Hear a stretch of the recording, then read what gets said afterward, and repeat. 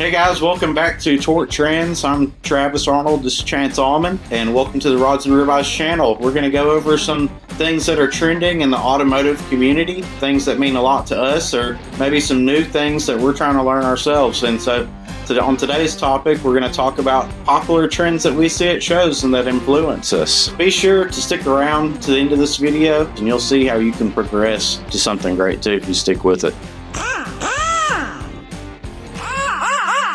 So a few of the shows that inspire us to, create rods and ribeyes that we have, one of them's a big one. Everyone knows of Lone Star Throwdown. They've done a really good job down there in the Conroe of just having a good, relaxed time. Diversity is the main thing I take away from that one. People from all across the country, you see different types of builds, which of course Texas is kind of known for, the bag trucks, big billet wheels, and then you get out towards Arizona, New Mexico, you see more like the dry patina trucks that are cool looking. Just being able to bring all those people together is a good time. Just thinking of another truck that doesn't even fit into those categories is the Toyota that we saw that now comes to our show every year that met Travis. We were just walking around, loved his Toyota, and then next thing we know, he's talking to Travis about the canoe on top of his truck. And so we just hit it off, and he acted like he was a big fan of our truck, but we were sitting there gawking over his truck, and I believe he had a C10 with the camper shell as well.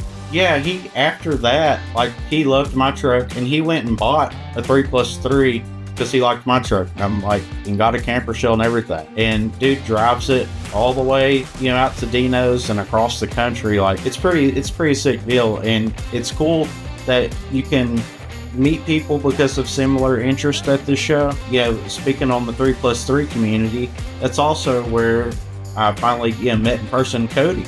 And so Chance got a picture of him rolling down the road, and Cody got a picture of us going down the interstate, leaving LST. That's where we met, and he hosted the Show Me Shindig in Missouri, and so now we go up there every year, and that's another great show that we get to participate in. You just make good friends at good shows. The people make the shows what they are, just as much as the vehicles do. If you really want my thoughts on the Shindig, you definitely want to check out our video here. To me, the Shindig is just that's as relaxing as it gets, and you've got a great area spot to where you can just go walk around, see everybody's vehicle, talk to everybody. People are going to come up to you and talk about your vehicle. Doesn't matter what you've got. You're going to make friends even if you just sit in your little corner. At that one, you feel like you've made friends with everybody there because it's more of a tight-knit show. You're not going to not talk to somebody or meet somebody new and become their friend. It's just not going to happen. You're going to make friends at that show. And that's what I like about that community they've got going up there, and how, we're just able to connect from down all the way, in Texas to Missouri. And it can't be understated that you're literally in just a massive line of trucks cruising down Route 66. That will never, every year that I go to that show, I think that'll always be something that I'm like, I can't believe this is actually real. In that cruise, helped inspire our cruise. That's why we have a cruise at our show. It's because of their cruise. So I want to take the relaxed feel of Lone Star Throwdown, where you don't necessarily see lawn chairs sitting. And that's fine, at certain shows. But you're going to see people walking around looking at the diverse amount of vehicles. But you're also going to have that close-knit feel of, friends and a family reunion type feel too. We take some of that in the cruise from the Shindig. Another fun one that I enjoy is Turkey Drag. It's at the lake. Our cruise goes to a lake, and me and Chance both like the outdoors. Now, he hasn't been able to attend that one yet because of work stuff, always overlaps. But we've had a good time going there over the years, and it's an East Texas show. It's not too far from us. So I've made some good friends there with, custom vehicles, even just some old farm truck type stuff where we have simpler interests. Ride your bike around, be outdoors, enjoy the breeze off the water, someone firing up a grill, cooking their burgers or whatever. But, we're doing steaks at the Rods and Ribeyes. And then another good Texas show that we enjoy is C10s in the Park. Something I really love about that one is just that it is it's just in a giant park. And so it's just a very laid back feel. There is no judging. So you're just walking around to see what everybody brought. And you'll see a lot more projects, a lot more innovative stuff, because people didn't have to worry about like, oh, well, it's not ready for this show. If it runs and drives, even if it doesn't run and drive, it's probably ready for C10s in the park. As long as it's something, it's a C10 and you put something into it, it's just ready for that show. And so there's a great feel to that show because of that. Yeah, it's a sense of community and belonging to something, where at that show, it's the C10 community. And I think with ours, Magnolia is not a big town. We're a small South Arkansas town, but we bring in from 2 hours north of us, people from Little Rock, an hour and a half south of the Shreveport, people out of East Texas, but we also have people that travel far too, our Missouri friends and our Oklahoma friends, Poppy Satina and C10 Club Missouri, people coming from way off to just meet in a centrally located spot, and that just happens to be Magnolia at Rods and Ribeyes. With these things, you get a big group of people together. For all the shows we've been to, they've been good. We haven't had, to tell people, hey, don't do a burnout here. Be respectful of people's surroundings. Now, Lone Star Throwdown, love the people, love everything about that show. And it's not the show itself that had an issue this year, but it was that takeover crowd that got together after the show. And so this is something we don't want to happen in the community, because, they were threatened that the show could be shut down. And so you can go to that video where it says C10 Talk, Lone Star Throwdown. And, they kind of talk about this a little bit. I just fear that at what point is the crowd going to surround an officer, and an officer is going to feel fear for his life and kill somebody? It's really, we are that close to having a major accident happening over what? Just, if you're being a dumbass, leave. You don't have to intimidate the cops. It's just, I think that's the bigger part that bothers me. Nobody cares what the law says. Everybody's got their phones up. They're all trying to act a fool. They want to get the likes, the follows, all the clicks. I just fear somebody's going to die. That's an unfortunate thing that some people try to tie into the automotive community, but that's not what any of us are about.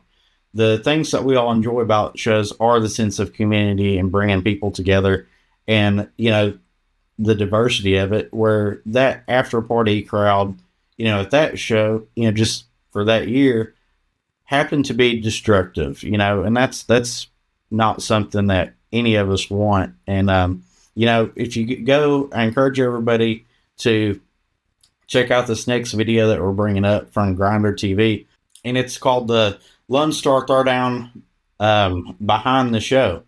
And Lonnie and Radar talk about how they created the show, and it's a 38-minute long video, but it talks about the grassroots of where they started as younger kid generation, all the way up to where they are now and how they created the event. And I found that real inspirational with how we've created Rods and Ribeyes, being able to take things from these shows.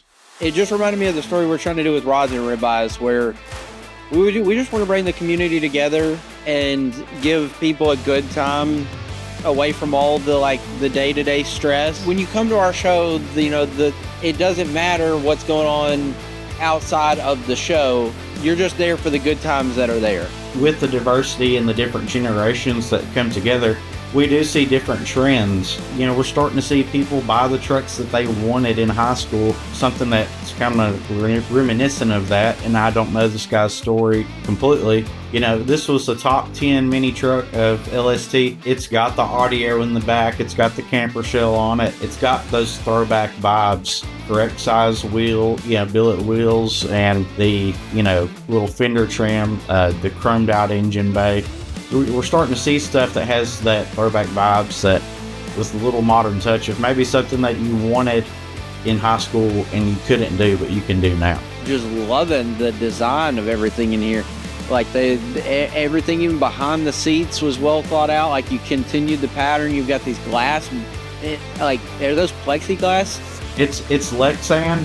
It's like 1 inch thick Lexan or something like that, and it's a blow through box design, which you used to see in the mini truck, the early stuff, where you cut a hole in the back of the cab. Well, they're running it through the back glass area and have a camper shell on there. But Wow. really clean truck, throwback vibes, tastefully done. And the truck is kind of loud because the color. So it's loud without having graphics, but yet it's still simple. And so I think that'll be kind of a timeless build. Well, in my opinion, you don't ever see people making this color interior work. But like you said, the color is so loud and there's so much going on. When you rest your eyes kind of on the interior inside, you really take in how clean the interior is, because it didn't try to Overpower anything. Everything just flows really well. I can see why it won. Absolutely love this. Yeah, the steering wheel matches the wheels. The way things tie in together.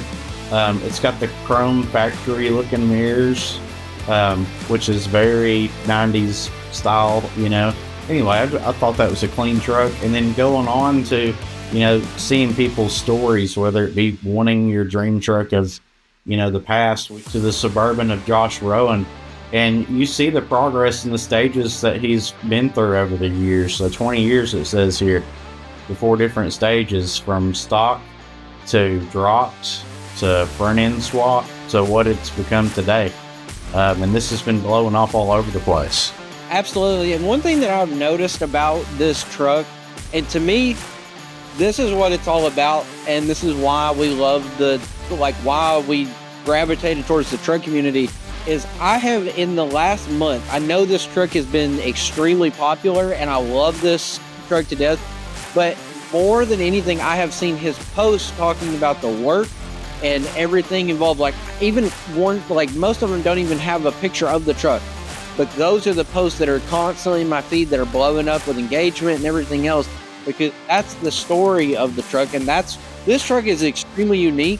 But if you were to go to the highest end shows, you could find vehicles that have this much work into it, but they don't have the story that this one's built behind. So this is the kind of stuff that gets shared around, because it has the story of all of the years and years of work that it took to get to this point. Right. And whether Josh intentionally did it or not, he kind of made all the viewers a part of it too, because he posted regularly, hey, I'm doing this weekend with my son. So it makes us feel a part of the story too. And I think that's why we all gravitate towards it so much. Yeah, completely agree. And that's what I've kind of realized with this truck is that's what trucks really are to us, is they're just a way to tell your story. And so absolutely a huge fan of this. Love seeing his post about this truck, and just really happy to see all of the love that he's gotten from it. Yeah, for sure.